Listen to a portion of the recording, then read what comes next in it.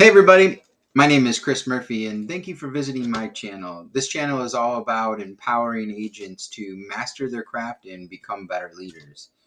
Today we're on day 18 of our 30-day challenge and go over the numbers and then we'll get into a couple of things. I made 82 dials today. I had 4 people pick up. I got into 2 quotes. I had 1 app started and 1 close. So I helped another family today. That's great. So, helped one yesterday, helped one today. And really the way it started off was like I was talking about yesterday. I was just myself. And, when the lady picked up, I didn't follow the normal script of how we potentially new people that come in, what they would say. I was just myself and started talking and got the lady laughing pretty quick. And, then we started chatting. One thing led to another. And bam, she's, giving me her banking information, Social Security, we're setting up a policy, and she's covered. So that's awesome. So it's stuff that I talked about yesterday is real. It wasn't just a fluke. It's really about being yourself, putting in the activity, getting better each day, and then, not stopping, and then using the things that you learn. And when you have aha moments, capitalize on them. And so that's what we did today, and it was great. I did have spend a lot of time with a current client. Had to do some things for her. So, but hey, that's just the way it goes.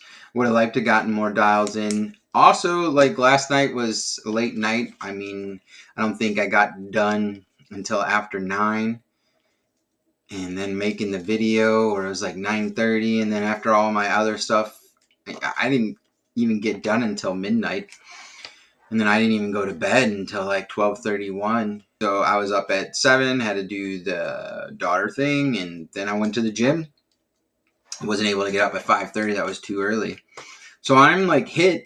And typically on these days, I'm not going to lie, I take a nap. Sit right there or in the living room and I take a nap.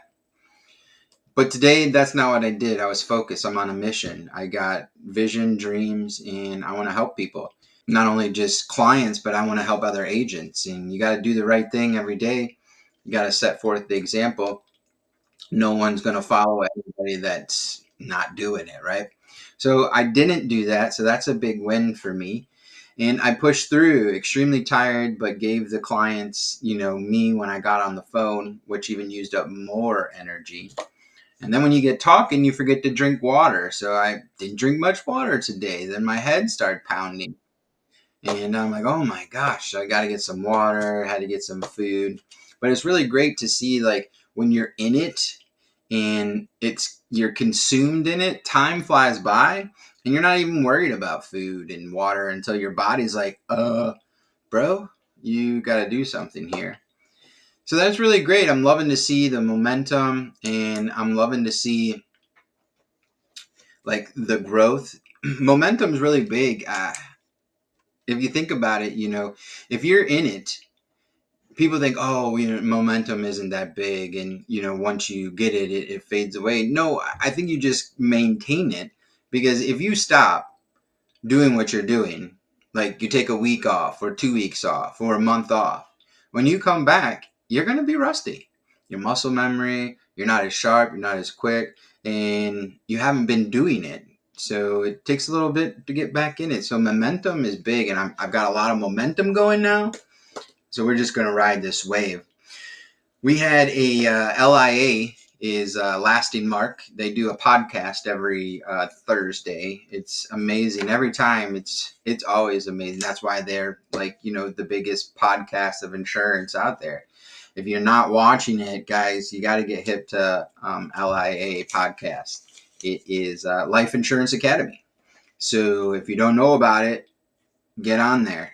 Tons of things on there, videos. But today, Roger Short, who's one of the CEOs of our company, he said something. He always says amazing things. Guy's like a walking just book of everything. So whenever you get around him and you can listen and he'll pour into you. I mean, there's nuggets, nuggets, nuggets. But one thing he said today is, you know why clients say no? And I thought this was genius. They say no because they don't have enough information on their own life. And that's so true, because in this business, people really don't understand like what's going to happen. I mean, when you look at scenarios, like say you got a client, they only have on like, their child's living there, they're all on Social Security or DSI, they don't have much money coming into the house, and the lady, the client or the lady or the gentleman, and they're like, no, no $30, no $40, no, no, no, no, no. But I mean, they have no clue. So they're living off of two incomes. One income's gone, the other one's got one income. Like what their life will actually be like if they don't get some policy. Now I get it. They might not have much money, but something's better than nothing. And if we can't have a grand old, at least we can provide something. And so like when you actually take them through the process and you get them to look at what their life is going to be like when they leave for the other people around them, it puts a lot of things in perspective. So when he said that, it totally hit me. Like, people say no because they don't have enough information on their life, right? So it's kind of interesting when you really stay taking that stance. And like I felt that today, and I took that today into my calls. And interesting enough, it's like when you really go there and you talk to somebody about it, and you show them like what it's going to be like, it puts a lot different perspective into them of getting the insurance. And even maybe if it's that important to them, then they would sacrifice other areas. Something's better than nothing, but nothing's really not going to help. So that's why clients say no. They don't have enough information on their own life. So help them realize what it's going to be like, put them in that situation, and then let them know that they have the opportunity to change. Like, isn't that great that you can be the first one in your family to give a better head start to your kids? Like, nobody's done that in your family yet. You can redefine the generation. You can be the first one to do something like this for your family.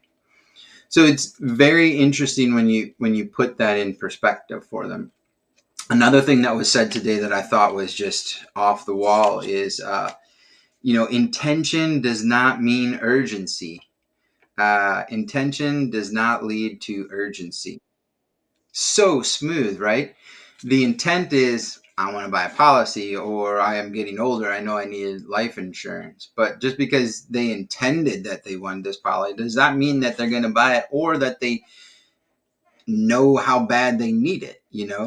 So just because somebody wants something doesn't mean that they want it bad enough that they're actually going to pull out their pocketbook and pay for it. I go to the store all the time. I want a candy bar, but there's no urgency there. I'm not dying. I'm not hunger. And I know that it's just all fat and bad for me. But, I intend to want to kill that Snickers bar. If I'm not buying it, there's no urgency there. Now, I intend that I wanted to get better in this business. There's urgency there, right?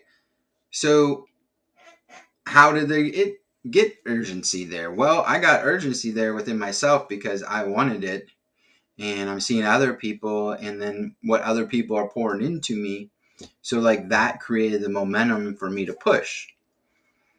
So it's an interesting concept when you really think about it, because like you're on the phone, they need it.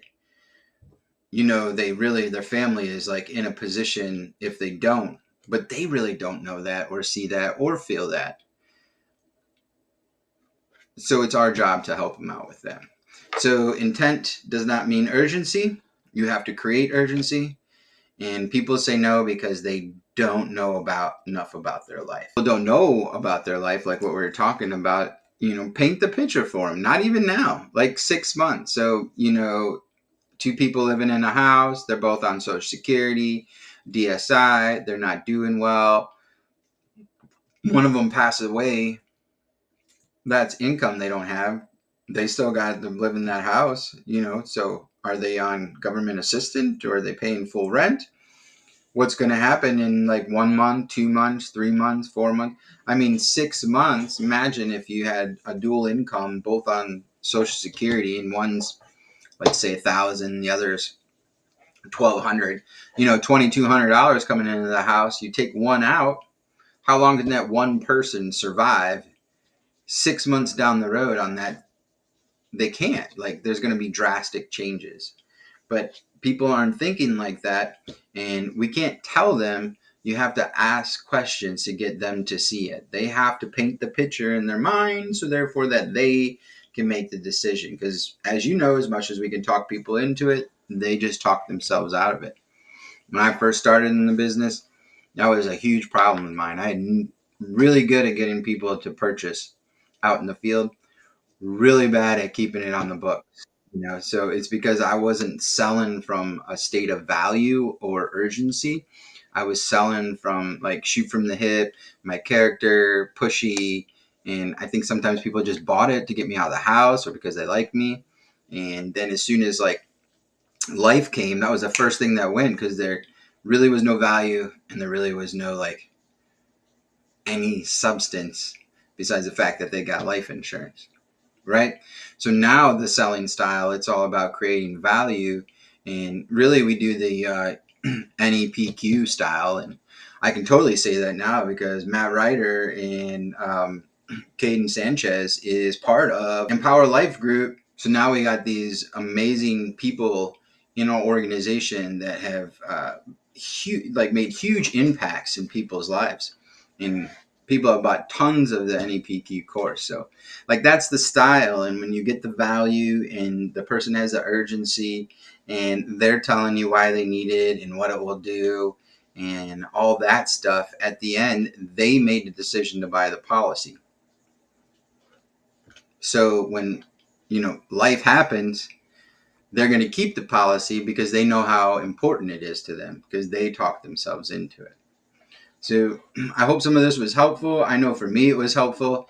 And this is definitely a lot of stuff that, I'm taking on each day and just trying to get better and better. And as you can see, just putting in, a lot of activity and trying to get better a little bit each day, we're starting to create this like momentum. And on a personal note, I mean, I'm going to try not to get teary eyed about it, but so the other day, my daughter, she had to do something that typically turns her upside down.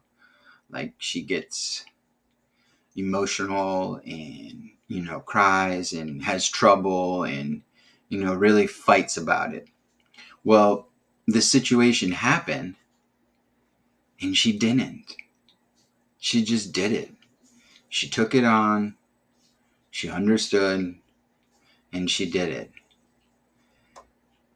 And I don't know 100%, but I want to think that she's doing that differently because she sees dad doing things differently.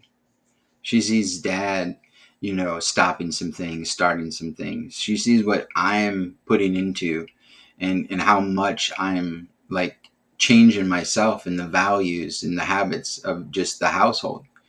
And little by little, it's seeking in. And I really think that is a big reason why she handled this differently, is because she sees dad and mom handling things differently.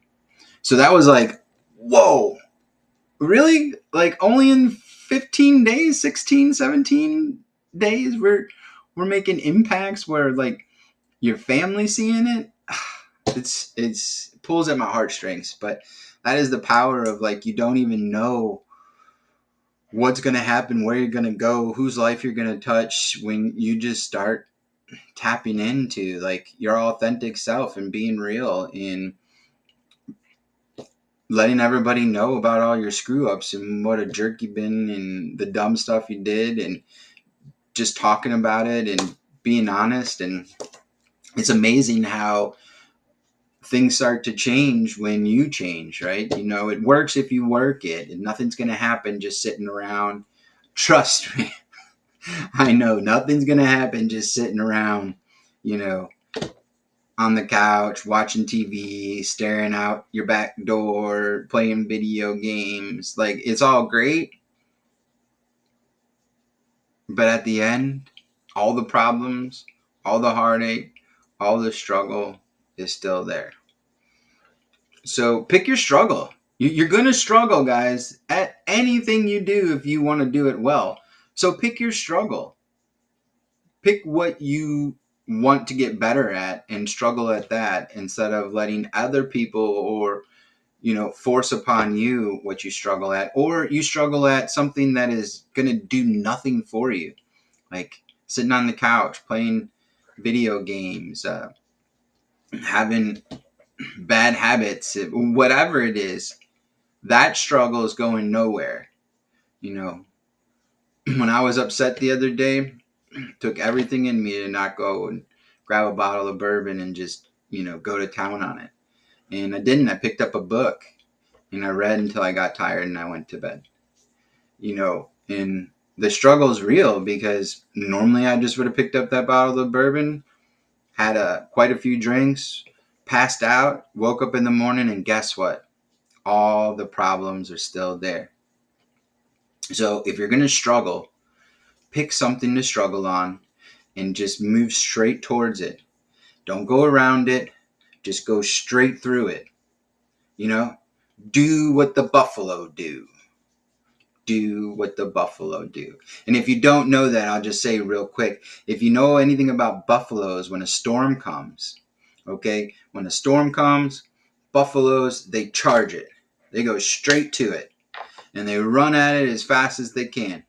And they hit the storm and they just keep running. And eventually they get to a certain part and they just kind of stop.